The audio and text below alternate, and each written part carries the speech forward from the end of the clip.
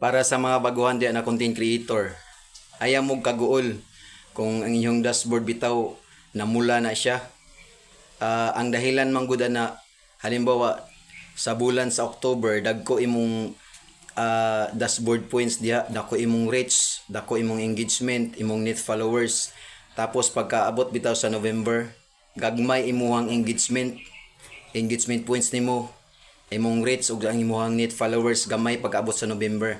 Mao nang dahilan nganong namula ang inyong dashboard. Pero dili man na problema, basta ang inyoha lang buhaton, mag-upload lang mo mga reels video adlaw-adlaw kay mo balik ra sa birthday nga kulay.